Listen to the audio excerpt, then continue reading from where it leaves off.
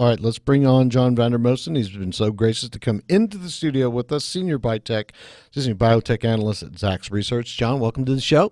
Good afternoon. All right. Ed, you and John have got a great rapport going. So why don't you lead off on some of the questions for John? Well, John, we'll start with the hot button. Obviously, this is a review of biotech in general, and obviously there's a tremendous amount of information out there with regard to new activity in the biotech world, but it doesn't really matter a whole lot if nobody pays for it, right? That's true. Let's look at the state of how the health systems in the world, especially the United States right now, are looking at paying for these drugs going forward, because if we don't get some clarity in the legislation there, it's going to be problematic. Yeah, pricing was a huge thing in 2016. I don't know if you recall, but there was the EpiPen, Martin Shkreli, and a ton of other things going on. Valiant was another one. I think the thought was at that time that whenever the new administration came in and the new the Congress for that period, that there'd be some kind of action taken.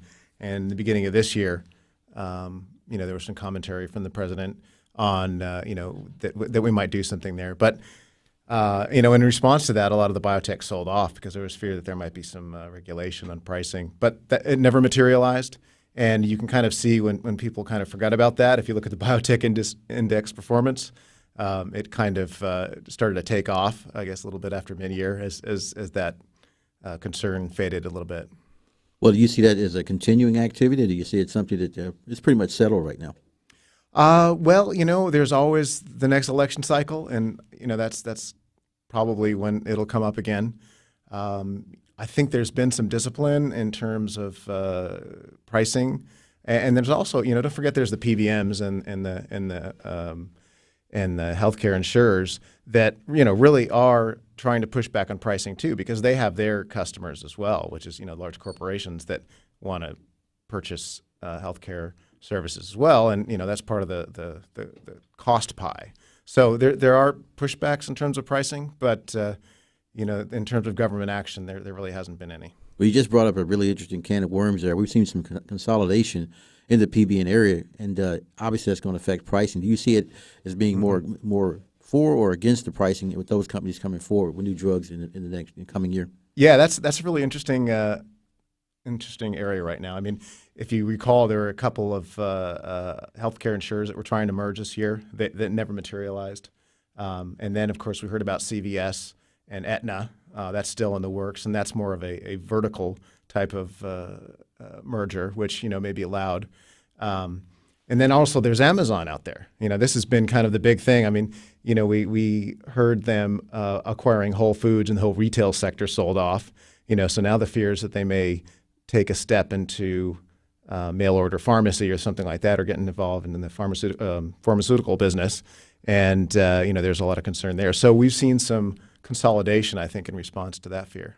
Well, obviously, people have feared that the big 600-pound gorilla that they are. Looking at this next year and last year, kind of combining them both, did we have any major breakthroughs in technologies that did get approved?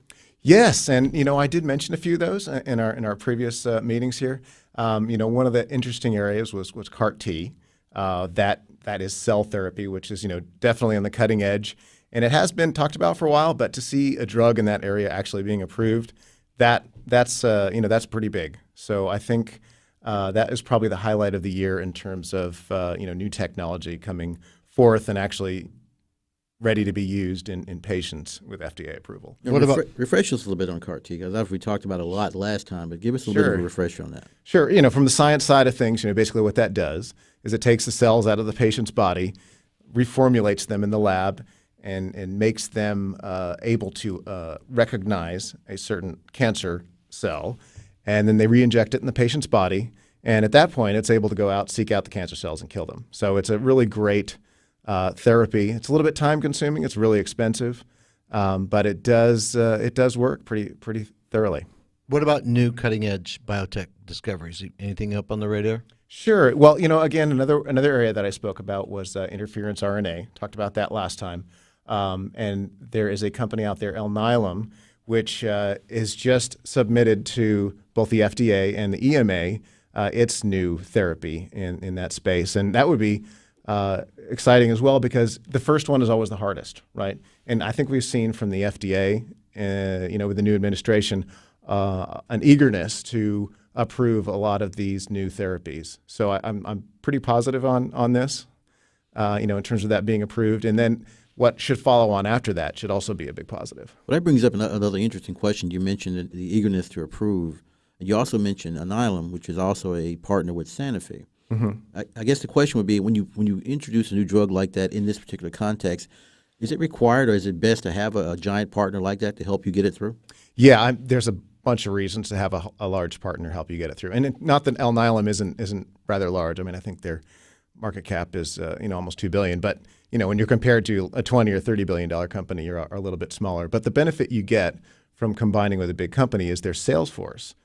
You may have a great idea and it may work, but if you can't get it out there, get it approved, get it priced, Europe is notoriously difficult for getting it priced because each country has its own pricing regime. Absolutely. I guess they help you with that. When you obviously, when you think of something like that, obviously that's pretty cutting edge technology, to put it lightly. What else is happening in the cutting edge area as far as tech is concerned that you see coming out going forward? Like IPOs and M&A trends. Oh, sure, sure. Well, M&A is one of the things I wanted to mention today is just in terms of M&A and how it relates to the tax bill. We probably will see the corporate tax rate come down. I mean, it was approved by the House and Senate. The tax bill was. And I think there's also a provision in there allowing for repatriation of cash. And one area this is really going to benefit is the pharmaceutical area. Another factor that might also help with M&A is that growth in large pharma has really declined. Let's take a break right now and I'll come back and get into more of it on the other side of the break. All right, John? Sounds good. Great. All right, you've been listening to John Vandermosten, Senior Biotech Analyst at Zacks Research, with Ed Baxter and Michael Yorba, CEO Money, brought to you by Zacks.com. We'll be right back.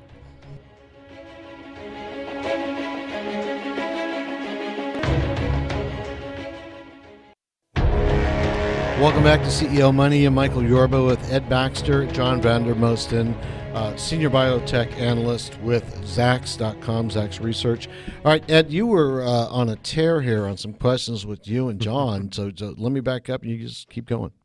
Well, having had a little bit of a background as far as biotech companies was concerned, John, you mentioned something earlier that really I think is profound. You talked about the potential repatriation of capital into the United States. Talk to us a little bit about what that does for the valuations of big pharma and the potential increase in valuations for a small pharma. Sure. So pharma companies are holding a lot of cash overseas. I mean, those are international businesses. And, under the old tax law, they'd probably be taxed at 35% or whatever it was. But now it looks like there might be an extra low tax rate for next year in terms of repatriating cash. I've seen 10 or 15%. I'm not quite sure what the final bill has in it. It might take a little while to figure that out. But, that's a lot lower than what the 35% rate is. With low growth foreseen for a lot of these pharma companies, they need to go out there and get something. So this provides a dual reason to do that: cash and growth potential. As a biotech analyst and looking at the companies that benefit from this, how do you see the potential M&A or IPO trends affected by it? I think this is a great supporter of that. First of all, with that extra cash, big pharma is going to be looking for ideas, and a lot of those ideas come from small cap biotechs. Those are the guys that are innovating. Those are the guys that are really working hard. There's hundreds of these small companies out there. Some of them aren't going to do too well, but there are a lot that are going to really do great. And these are the ones in specific therapeutic areas that the big pharmas are going to be looking at. So we're looking at these biotech companies just turning into mutual funds. It could be. You hold a portfolio of small biotechs, and right. Overall you outperform. Yeah, it sounds like that's the trend. Is that the trend in 2018? Is that what you think? I think it could be. I mean, there's factors that seem to support that trend. I mean, we've seen a pickup in terms of interest in the last half of this year. It slowed down pretty significantly in 2016, and it was slow in the beginning of 2017. But towards the end of the year, there have been a lot more financings. There's been a kind of a more availability of capital. So I think that will continue, especially with these other tax bill factors coming into play in 2018. You mentioned TAR-RX Therapeutics and their drug for Alzheimer's. Sure. Kind of give us some ideas about where they are and how successful they be, since you mentioned that they did actually complete their phase 3 clinical trials this year. Right. So Alzheimer's is a really big area. There have been a lot of companies that have tried to make inroads here, and there have been a lot of failures. In fact, I think just today there was a company that announced that they're stepping back from that area. So in terms of Tau RX, they had their phase 3 come out. It wasn't a registrational trial, but it did show that there was efficacy for this drug, and it's a lot of promise in an area which has a huge end market. So if we can see a company with a therapy that works here, it's definitely going to be a huge winner, because this is going to be a big problem in coming decades. All right. You also brought up some points that you want to bring out here, some statistics you want to bring to the table today? Sure. So, I'm just going to kind of mention to our listeners, how performance has gone so far for the different indices. I mean, I think we all know things have been up. So these are from last night. So the S&P 500 up about 19.7% as of yesterday, and that compares to the healthcare S&P 500 constituents at 21.2%. So healthcare's done a little bit better. And if we look at the sub indices, or the indices in the healthcare sector, biotech, large cap biotech up 19.1%, equipment up 30.5%. Services up a measly 5.8%, and managed care done really, really well, probably because of all the merger incentive there. But that's up 43.4%, and then big pharma up 10.3%, and probably that lagging there of both the S&P 500 and of the healthcare index itself, is probably due just to limited growth opportunities, which may be undone by some of the acquisitions we could potentially see next year. It sounds like it could be a bonanza on it next year if things keep going the way they're trending. It could. So, and then I was also going to mention about the small cap SP 600, because that's where we work a little bit more. Right. And this includes all different parts of small cap services and biotech and whatnot. But that was up 34.3% as of yesterday. So you can see it as you go down the market cap scale, things have gone up. So, and then finally, just wanted to mention the NASDAQ Biotech Index. I mean, that's probably the one that's most closely aligned with the companies that I look at, and that's up just a little over 21% this year, which actually is not nearly as good as some of the names in the index. But it leaves a lot of room for growth next year with what's happening. It sure does. And I think a lot of the companies that have done poorly, some of this may have been due just accessibility of financing. Right. Some of these companies are running out of cash.